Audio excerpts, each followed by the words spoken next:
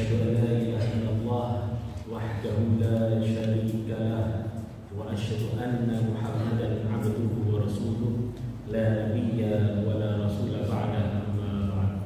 قال الله تعالى في القرآن الكريم: أعوذ بالله من الشيطان الرجيم. بسم الله الرحمن الرحيم. وليخشى الذين لو تركوا من خلفهم ذرية ضعافا خافوا عليهم فليتقوا الله وليقولوا قولا سديدا. Sadaqallahul Adzim. Surah An-Nisa al-ayah at-tasi'ah. Ma'asyiral muslimin, jamaah salat tarawih Masjid Al-Mahdi yang nanti akan dilanjutkan salat isya, yang nanti dilanjutkan dengan salat tarawih. Pertama, marilah kita bersyukur kepada Allah Subhanahu wa taala karena Allah masih menjadikan kita termasuk kaum 38,9%. Nopo niku, yaitu ini bukan pilpres ya, bukan pilpres. Ini 38% itu adalah survei dari entah dari mana. Saya baca di beberapa tempat itu ada survei bahwa umat Islam yang melaksanakan sholat itu hanya 38%. Mungkin bisa lebih, ya. Yang lainnya itu sholatnya bolong-bolong, ya. Yang sholatnya bolong-bolong itu sekitar 70%. Mungkin sholat Jumat itu ikut, tapi sholat lainnya kalau pilih, ya. Ada yang begitu. Tapi yang semuanya yang sholat 5 waktu itu hanya 38%. Dan alhamdulillah kita semua yang ada di Masjid Al-Mahdi ini termasuk, ya, insya Allah menjadi kaum 38%. Dan itu adalah kesyukuran kita kepada Allah Subhanahu wa ta'ala. Yang kedua, salam beriringan salam tanpa kita aturkan kepada baginda Nabi Muhammad SAW, yang mana risalahnya, yang mana ajarannya, yang mana tutur katanya, tindak tanduknya, perilakunya kita ikuti hingga akhir zaman. Jamaah Masjid Al-Mahdi yang dimuliakan Allah, kalau seandainya kita katakan tahun sekitar mungkin 10 tahun, 20 tahun yang lalu, ketika disurvei umat Islam di Indonesia itu ada 90-an%. Sekarang ini sudah menurun menjadi 85%. Kalau tidak salah, jumlah umat Islam Indonesia ini hampir kalah dengan jumlah umat Islam di Pakistan.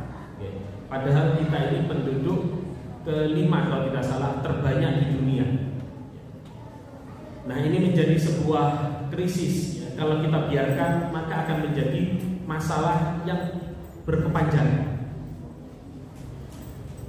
Karena kenapa? Kalau kita lihat tadi 38% sampai 70%, yang sampai 70% itu yang sholatnya jarang-jarang. Kalau ngaku nggak sholat sama sekali mungkin enggak, tapi jarang-jarang. Ya kadang-kadang Idul Fitri, kadang-kadang setahun sekali atau seminggu sekali, gitu ya.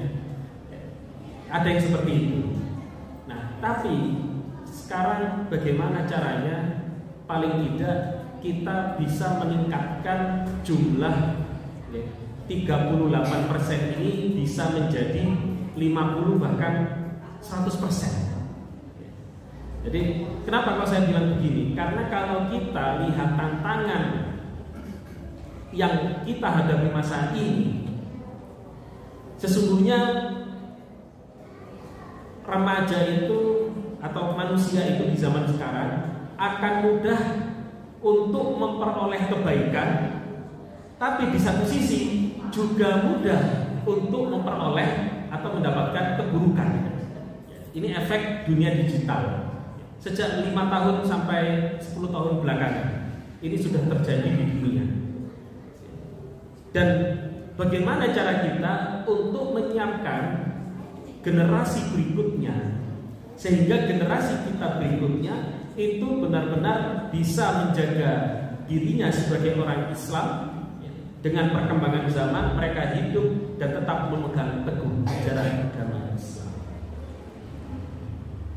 Maka ada sebuah fakta menarik di Pasuruan. dari kawan yang di Pasuruan itu menyampaikan bahwa salah satu penyebab, dan ini termasuk yang terbesar, penyebab perceraian. Penyebab perceraian itu karena pernikahan dini, pernikahan 18 tahun ke bawah. Pertanyaannya, apakah pernikahan dini menyebabkan perceraian? Maka kalau kita tanyakan itu, sebenarnya pernikahan dini pun, dini itu berarti masih 18 tahun ke bawah, itu belum tentu menyebabkan perceraian. Tetapi anak-anak yang usia 18 tahun rata-rata di Indonesia itu masih belum siap untuk menikah. Bahkan mereka yang sudah lebih 18 tahun itu masih kadang-kadang belum siap untuk menikah. Kenapa? Karena pernikahan itu, ya, pendidikan terhadap anak itu tidak dimulai saat anak itu lahir. Pendidikan kepada anak kita itu dimulai bahkan sebelum orang tuanya itu akan menikah. Sebelum orang tuanya menikah, maka mereka perlu diberikan ajaran agama Islam, atau bagaimana membina hubungan rumah tangga, bagaimana mereka mendidik anak, sehingga kemudian ketika antara suami dan istri ini sudah klop di dalam visinya mendidik anak di masa yang akan datang, mereka mampu memberikan pendidikan yang terbaik untuk anaknya. Jadi zaman sekarang itu jangan sampai kita itu seperti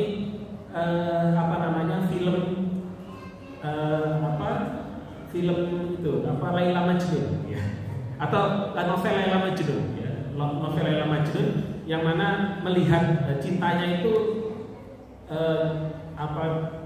cinlok gitu ya. Jadi sudah cinta sama laki-laki atau cinta sama perempuan, pokoknya nggak mau tahu apapun, bagaimanapun dia, pengennya menikah sama orang itu.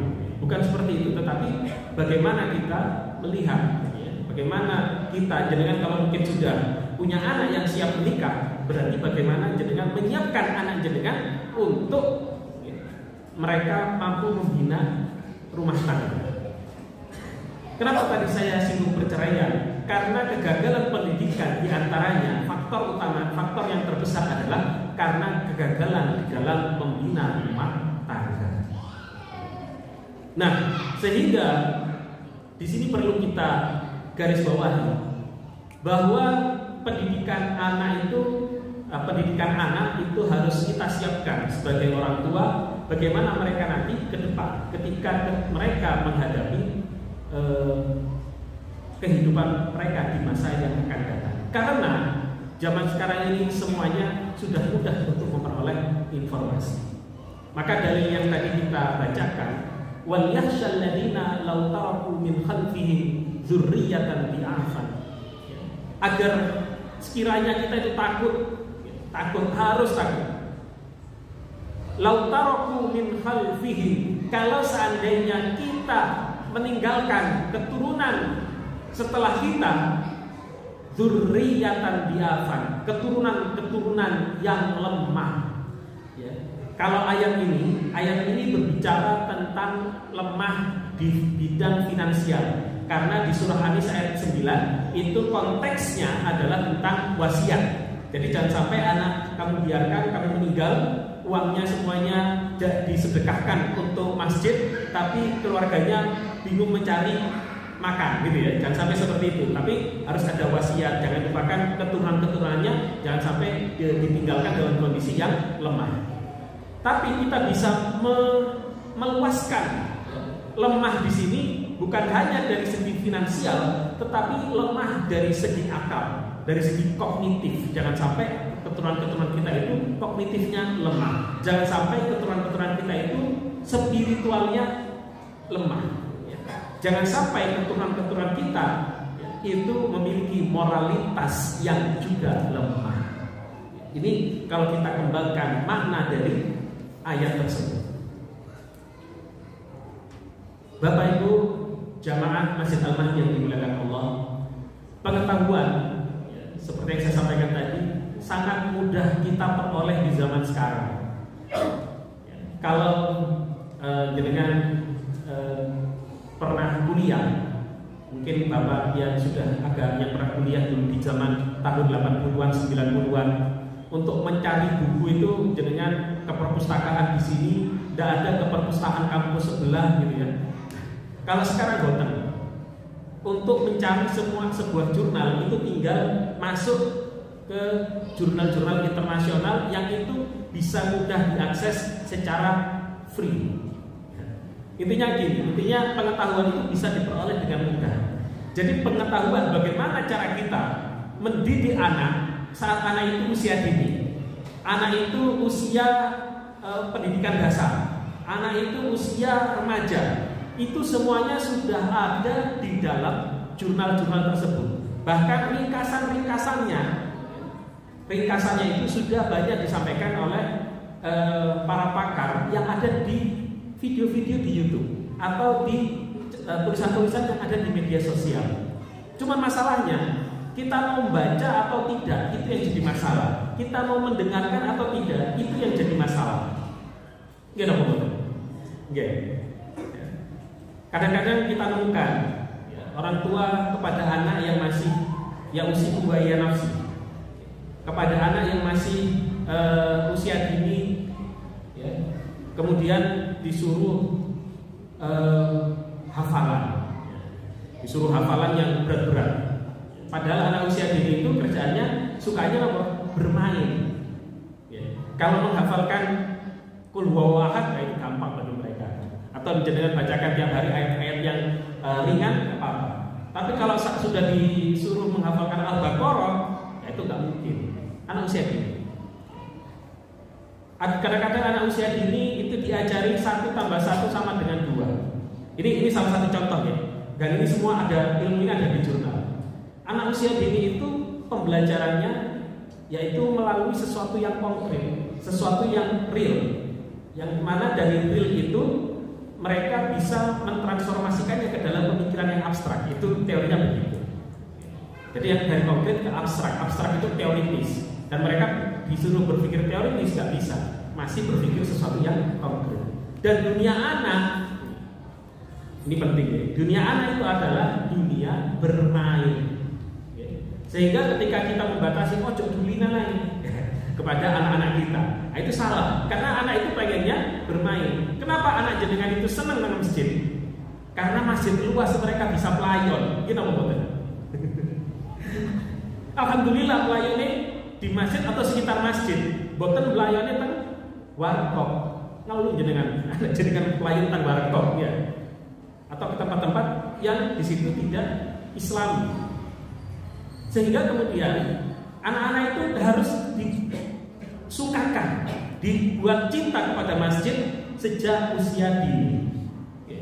Sejak usia dini. Di masjid mereka bisa bertemu teman, membangun hubungan emosional kepada temannya, sesama temannya, dan kepada masjidnya. Sehingga ketika dewasa mereka menjadi terbiasa dengan yang namanya masjid. Kalau pernah bertemu dengan orang di jalan itu, saat itu mungkin sedang jalan-jalan pagi, ketemu orang itu bingung mau buang air kecil ya. Orang jualan mau naik motor, bingung mau buang air kecil di mana.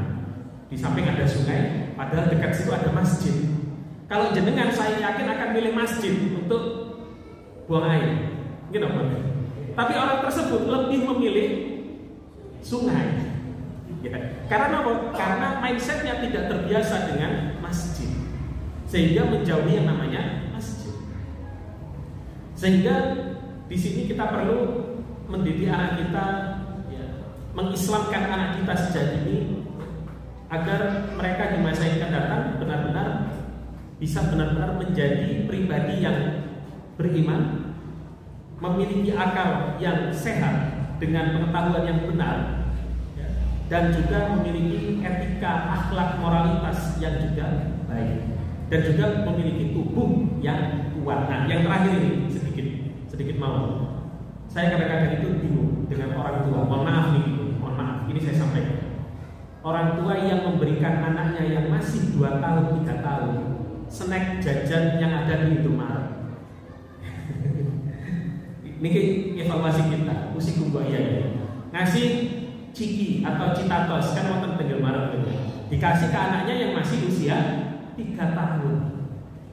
Saya kadang-kadang heran, kenapa kita tidak pernah membaca penelitian apa yang harus dikonsumsi untuk anak usia 2 tahun, untuk anak usia 3 tahun, untuk anak usia 4 tahun.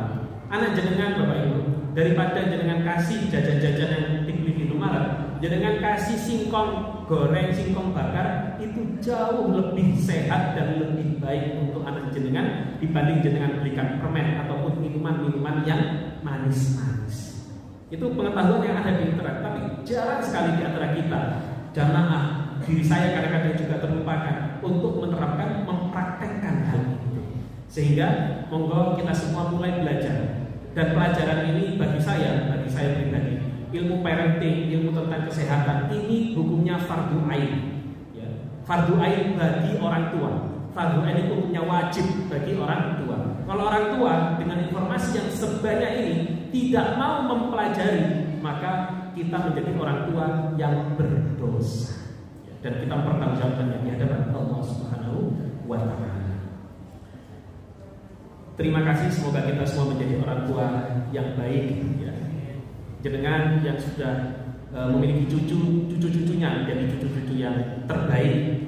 Amin ya rabbal alamin. Terima kasih.